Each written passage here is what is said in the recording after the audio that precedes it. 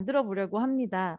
이렇게 실루엣에다가 클리핑을 넣어서 색을 칠하는 거예요. 펜이 있는 친구들은 자기 펜이 있는 기계로 하면 제일 좋을 것 같네요. 자, 이런 식으로 나의 갤러리, 그 다음에 왼쪽 하단에 태블릿 같은 경우는 우측 상단에 플러스가 있지만 핸드폰 같은 경우는 왼쪽 하단에 플러스가 있네요. 그래서 플러스 버튼 누르고 이렇게 세팅된 화면에서 오늘은 엽서, 아래로 쭉 내려보면 엽서 일본 300dpi라고 써 있는 거 있어요. 얘를 눌러 볼게요. 자, 세로로 되어 있는 엽서, 만약에 화면이 세로로 되어 있다면 세로로 될 거고요. 가로로 되어 있다면 가로로 세팅이 되었을 거예요. 만약에 선생님 저는 세로로 열린 화면을 가로로 돌리고 싶어요 라고 하면 이런 식으로 손으로 돌려서는 안 돼요.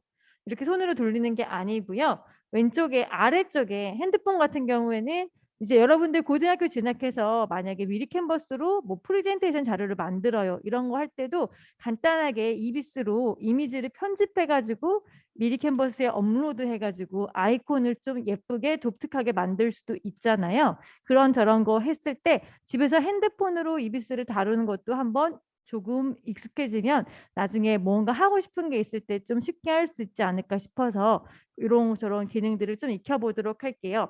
핸드폰 같은 경우에는 아래에 메뉴가 짙은 회색으로 있잖아요. 그러면 제일 왼쪽 아래에 있는 거에서 두 번째 보면 붓 아이콘 있는 부분 누르면 캔버스 있잖아요. 여기로 왼쪽으로 회전, 오른쪽으로 회전하면 선생님 화면을 가로로 이렇게 돌려볼게요. 절대 손으로 화면을 돌리는 게 아니고 메뉴 캔버스 들어가서 왼쪽으로 회전 혹은 오른쪽으로 회전 눌러서 돌리는 겁니다. 아래에 레이어 부분 누르고요. 우리 이제 이런 것들은 다 익숙해졌습니다. 사진을 불러오겠죠. 레이어 부르고 누르고 카메라 왼쪽에 5개의 메뉴 모인 것 중에서 카메라 아이콘 눌러서 다운받은 사진을 불러올게요. 자, 이런 식으로 메리 크리스마스 써 있는 거를 선생님이 가지고 왔습니다.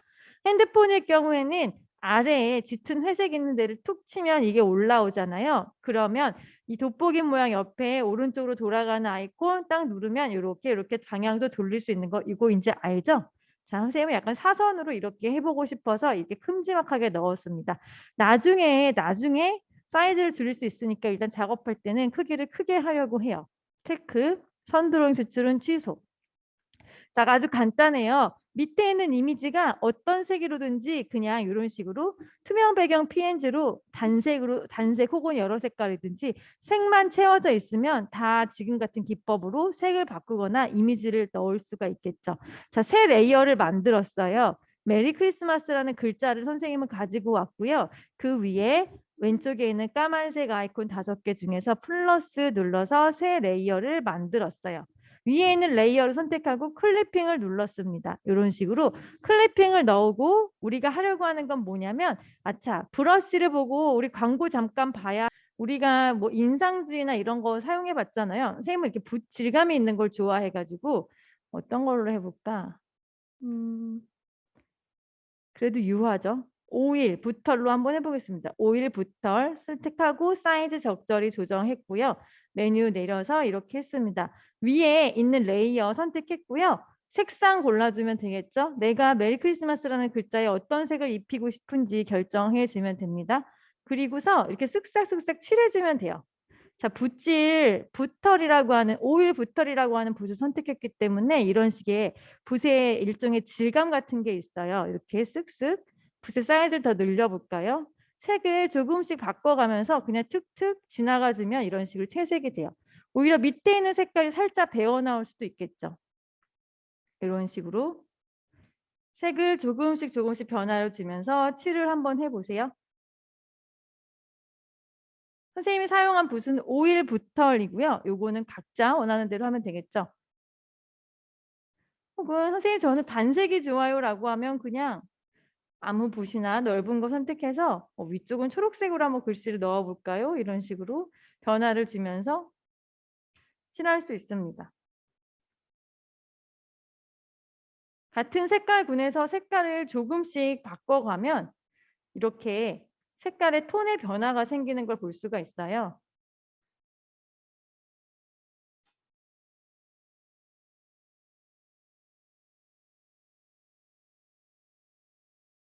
만약에 클리핑을 넣지 않으면 이렇게 지저분한 그냥 색깔이에요.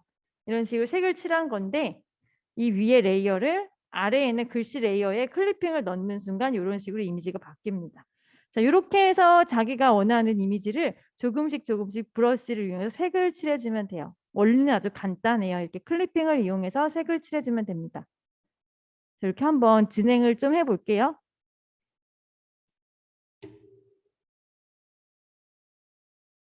오늘도 수업이 끝날 때는 패들렛에 자기가 만든 자료를 하면 이제 두 개의 객체를 보세요. 3번 레이어를 클릭하고 오른쪽에 있는 까만색 메뉴 중에서 우리 이동하는 아이콘 알죠?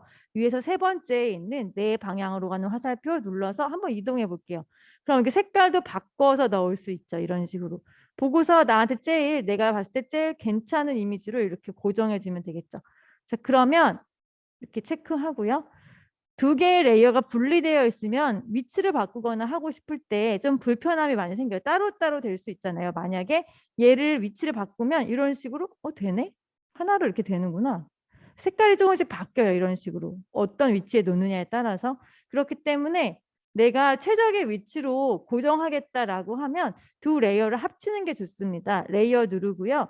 위에 있는 레이어를 누르고 이 클리핑 넣은 것과 밑에 있는 원래 그 이미지 두 개를 하나의 레이어로 합치면 변함없이 이미지를 딱 고정할 수 있고 사이즈도 편하게 변경할 수 있죠. 위에 있는 레이어를 누르고 오른쪽에 있는 메뉴 중에서 휴지통 바로 위에 있는 아이콘 누르세요. 위에 있는 화살표에서 가로줄 두 개로 이렇게 눌러가는 거. 하위 병합입니다. 그러면 이제 위치를 바꾸거나 사이즈를 바꾸고 싶다 할 때 이거를 같이 이 상태로 같이 움직일 수 있죠. 자, 메리 크리스마스라고 이런 식으로 왼쪽 상단에 넣어 보겠습니다. 그러면 오른쪽에는 도안을 넣으면 되겠죠. 다운받은 도안들을 또 이렇게 실루엣 상태의 것을 불러오는 거예요. 선생님은 이런 식으로 밑에 이미지를 좀 깔아보고 싶네요 라고 하면 참고로 이거는 브러쉬로 그냥 패들렛에서 그린 거예요. 태블릿에서 그린 겁니다. 이런 도안을 또 가지고 왔습니다. 선드로잉 수출 취소. 만약에 이런 식의 도안이 있다면 예를 들어서 한번 사진을 넣어 볼까요? 이비스에서 제공되는 사진이 뭐가 있을란가 모르겠네. 아이템 들어가 볼게요. 딱 원하는 게 없어서 예시를 하기가 어렵네. 크리스마스 트리를 한번 가지고 와보죠. 자, 이런 식으로 만약에 이미지가 있어요. 그러면 역시 이렇게 가지고 왔을 때 선드로잉 수출 취소하고 선생님 지금 어떻게 갖고 왔냐면 다운받은 이미지가 있으면 불러와도 되는데 없으면 오른쪽 상단에 있는 카메라 아이콘 누르면 이비스 자체에서 제공하는 이미지가 있어요. 이걸 가지고 왔고요. 얘를 역시 클리핑을 한번 넣어 볼게요. 그러면 이런 식으로 문이 있는 데에만 이미지가 들어가는 걸 볼 수 있어요. 여기에서 추가로 더 해볼게요. 이 4번 레이어, 클리핑 넣은 레이어가 촌스럽잖아요. 그럼 투명도를 좀 줄여보면 이런 식으로 좀 은은하게 이 밑에 이미지가 깔리는 느낌이 들겠죠. 그러고 보니까 글씨가 이 분홍색 바탕 때문에 흐려졌네요. 그러면 글씨 레이어의 순서를 위로 변경하면 이런 식으로 글씨가 또렷해지는 걸 볼 수 있습니다. 그러면 여기 지금 3번 레이어, 2번 레이어에 어떤 무늬를 가지고 왔는데 이게 뭐 다른 크리스마스 트리 무늬여도 상관없고 어떤 무늬여도 상관없어요. 클리핑을 넣는 건 사진도 넣을 수 있고 브러쉬, 붓질도 넣을 수 있으니까요. 새 레이어를 한 번 더 만들어 볼게요. 자, 이 레이어도 4번 레이어도 2번 레이어에 클리핑이 될 수 있도록 이렇게 체크했고요. 이번에는 브러쉬로 붓질을 한번 해볼 건데요. 하얀 밝은 빛으로 한번 해보려고 합니다. 분홍색 밝은 빛.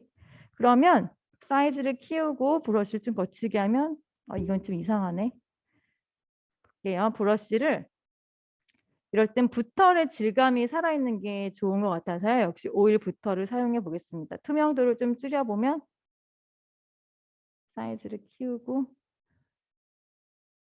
이것도 좀 별로네.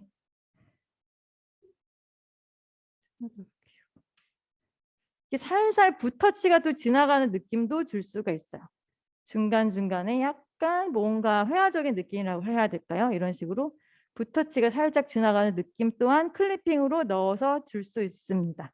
글씨 주변의 이미지가 좀 너무 어두워서 잘 안 보인다라고 하면 글씨 뒤쪽에 이렇게 슬슬슬슬 밝은 색깔 톤이 지나갈 수도 있겠죠. 자, 이런 식으로 계속 이미지를 추가해 주면 되는데 역시 4번, 3번 이미지도 확정이 되었다면 여기에 한번 또 이 도안을 이렇게 레이어를 합칠 수 있겠죠. 이렇게 합치고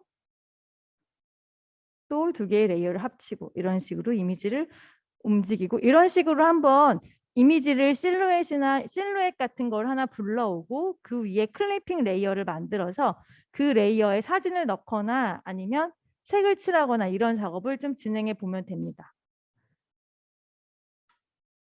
혹시라도 위에 있는 글자에 그림자를 넣고 싶다라고 하면 글자 레이어를 선택하고 제일 간편한 방법은 이비스에서 제공하는 그림자 넣는 기법을 사용하는 걸 텐데요.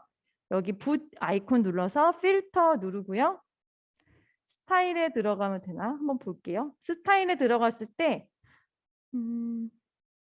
방울 그림자라고 하는 걸 한번 눌러보면 자연스럽게 이렇게 자동으로 그림자가 생깁니다. 방울 그림자라고 스타일에 들어가서 방울 그림자.